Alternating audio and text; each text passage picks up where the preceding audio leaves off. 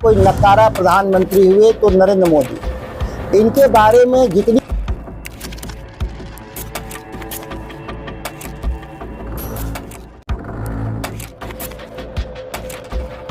दोस्तों, क्या पीएम साहब, हाँ, प्रधानमंत्री नरेंद्र मोदी झूठ की मशीन है? आखिर एक सांसद ने क्यों मोदी को कहा सबसे नकारा प्रधानमंत्री? बहुत स्वागत है आपका। आप देख रहे हैं, आपने देखने शुरू कर दिया है द राजनीति बिहार का विशेष सेगमेंट खबर और विश्लेषण। मैं हूं आपके साथ यासूब रजा। दोस्तों, प्रधानमंत्री नरेंद्र मोदी मतलब झूठ की मशीन, सबसे नकारा प्रधानमंत्री। कौन? हाँ, मोदी। विदेश नीति, विकास दृष्टिकोण, सब कुछ फेल। ये हम नहीं कह रहे हैं, हाँ, ये बोल हैं, ये शब्द हैं आरजेडी के कद्दावर नेता, खुद प्रधानमंत्री नरेंद्र मोदी के साथ संसद में रहने वाले, संसद के उनके साथी एक सदस्य सुधाकर सिंह। उनका ये बयान इस वक्त बिहार की सियासत में भूचाल ला रहा है। जरा सबसे पहले आप ये सुनिए कि इस देश के सबसे बड़े अगर कोई नकारा प्रधानमंत्री हुए तो नरेंद्र मोदी। दोस्तों, दरअसल कैमूर से एक बड़ी राजनीतिक बयानबाजी सामने आई है। बक्सर से आरजेडी के सांसद, हाँ, तेजस्वी के सांसद सुधाकर सिंह प्रधानमंत्री नरेंद्र मोदी को देश का सबसे नकारा प्रधानमंत्री करार दिया है। कि सबसे नकारा समझ रहे हैं?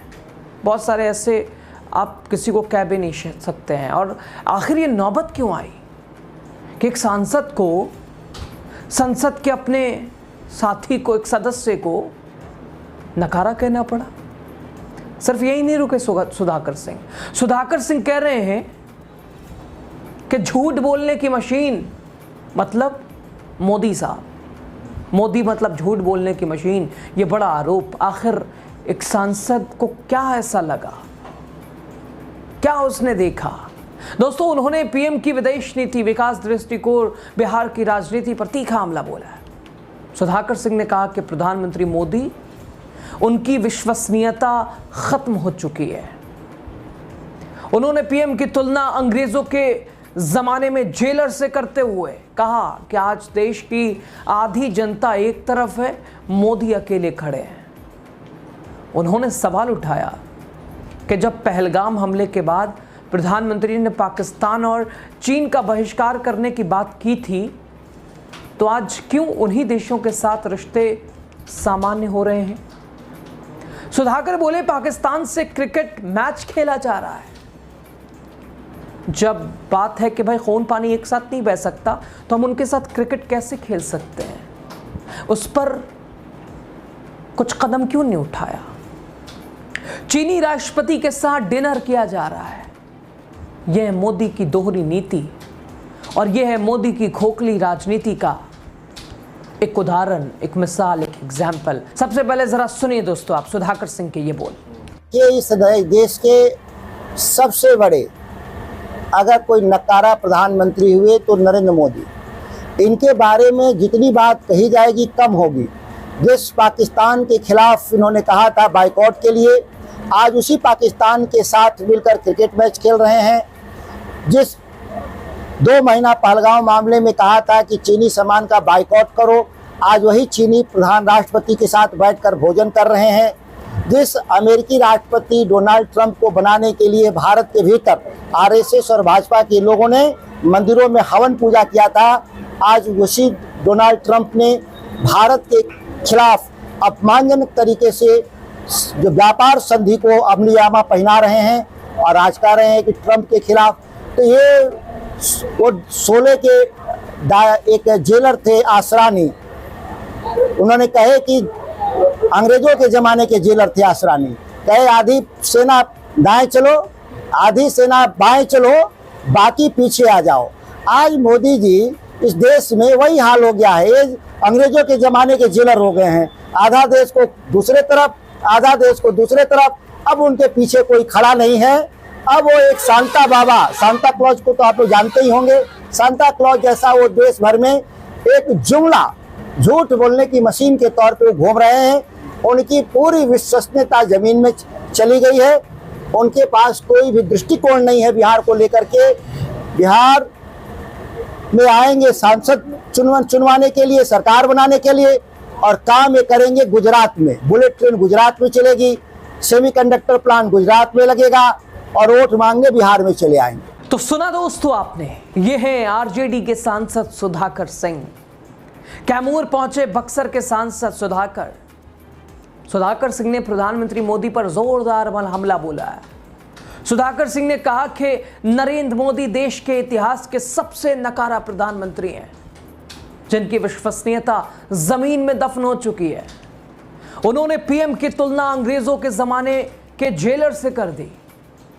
उन्होंने यह भी कहा कि देश की आधी आबादी एक तरफ खड़ी है, मोदी साहब एक तरफ खड़े हैं। सुधाकर ने कहा कि पहलगाम हमले के बाद प्रधानमंत्री ने पाकिस्तान और चीन का बाइकॉट करने की अपील की थी, लेकिन आज हालात क्या है? आज हालत क्या है?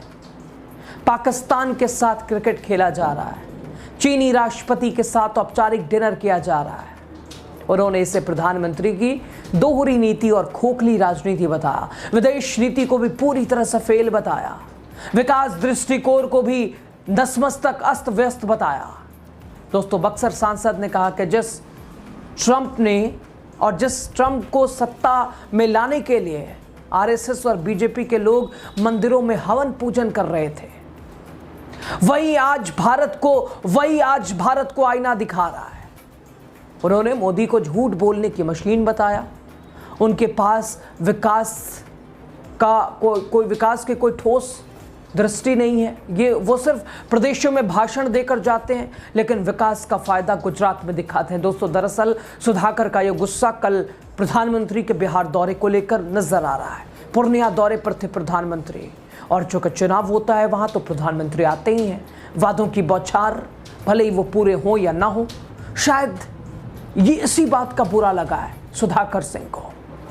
और फैक्ट्रियां गुजरात में, वादे बिहार में, शायद इस बात को लेकर असमंजस में सांसद महोदय। सुधाकर सिंह ने साफ कहा कि उनका गठबंधन चुनाव में एकजुट होकर उतरेगा, कोई काम छुपाकर नहीं करेगा, और मुख्य लक्ष्य टारगेट बिहार से मोदी के नेतृत्व वाली नीतीश सरकार को सत्ता से उखाड़ फेंकने का काम करेगा। दोस्तों, उन्होंने नीतीश कुमार को सिर्फ पीएम मोदी तक ही नहीं रोके, उन्होंने नीतीश कुमार को ब्रेन डेड मुख्यमंत्री बताया कि अब दिन पूरे हो गए हैं, स्वास्थ्य ठीक नहीं रहती, समझ नहीं आता काम कितना करेंगे। तो सुशासन बाबू को, नीतीश कुमार को उन्होंने ब्रेन डेड मुख्यमंत्री बताया। आप ब्रांडेड मत समझ लीजिएगा, ये उन्होंने कहा कि नीतीश जी अब ब्रेन डेड हो गए हैं। सुधाकर सिंह ने कहा कि चुनाव की घोषणा से पहले ही गठबंधन अपनी पूरी रणनीति स्पष्ट कर देगा। कैमूर की धरती से उठी ये आवाज दोस्तों आने वाले समय में कितना असर डालेगी, चुनावी नतीजे ये बताएंगे। लेकिन इतना तो तय है कि बिहार की राजनीति इस बयान के बाद गर्मा चुकी है। सुधाकर सिंह ने प्रधानमंत्री को नकारा, झूठ बोलने की मशीन, और खुद उनके साथी नीतीश कुमार को ब्रेन डेड मुख्यमंत्री बता दिया है। तो जाहिर सी बात है, बवाल मचना तो तय है, भूचाल आना तो लाजिमी है, और वो आएगा भी। लेकिन क्या चुनावी परिणामों पर कितना असरदार रहेगा, ये भी देखना दिलचस्प है। लेकिन ये आने वाला समय बताएगा। लेकिन आपकी प्रतिक्रिया अभी ज़रूरी है, आप ज़रूर बता सकते हैं। चुनावी नतीजे दूर हैं, लेकिन खबर पे आपकी राय क्या है, आप साझा कीजिएगा। शुक्रिया आप सभी का लास्ट तक वीडियो देखने के लिए। सुधाकर सिंह तक वीडियो ज़रूर पहुंचाइएगा। बहुत शुक्रिया।